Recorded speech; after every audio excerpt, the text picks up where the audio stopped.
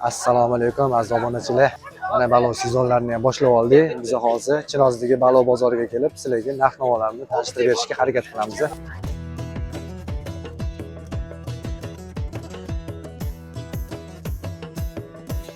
Necha puldan bo'pti sazallar? 35. Assalomu alaykum. Sazallar necha puldan ekan aka? 35 ga 1,5 kilo olinglarmi o'shanda?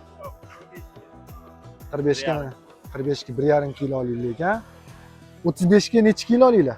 35 ga 1 kilo olinglar. 1 kilo olinglar 35 ga ekan. 50 mingga 1 kiloda 2 dan balandlar.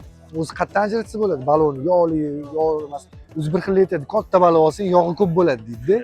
Yog'siz bo'ladi, katta baliqlarni ham farqi bor. Yog'li bor, yog'siz bor. Aka, men baloqlaringiz necha puldan edi? Bular 33 ming so'm kilo. Necha kiloli bular? 8-9 gram. 8 li.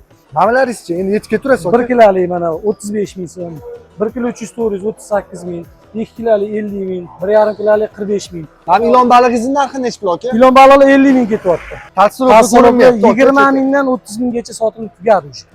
Bozor o'zi nechidan nechigacha boshlanadi? Soat 3 dan kechki 8 gacha. Balo bozori shundoq chabbiqinida. Mana tozalab beradigan joy bor ekan. Hozir bu yerda atmosferani sizlarga ko'rsataman. Ayoqda 5 mingdan tozalab beraman deyishyapti. Bu yerda 2 mingdan tozalab berishar ekan. Mana sizlar foydali xaridda, mana sizlarga foydali maslahat.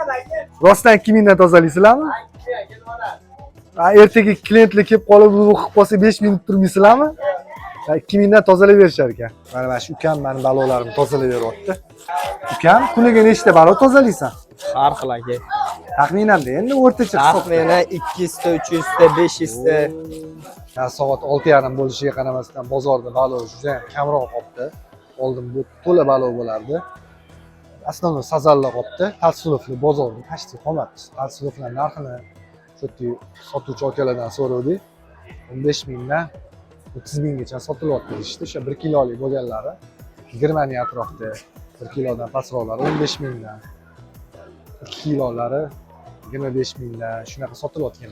Endi bu bozor, ya'ni kelib narx-navolarni o'zingizlar ko'rib ketishingiz mumkin. Sazallarni lekin mana narxini ko'rdinglar, 35 mingdan 50 minggacha sotishyapti.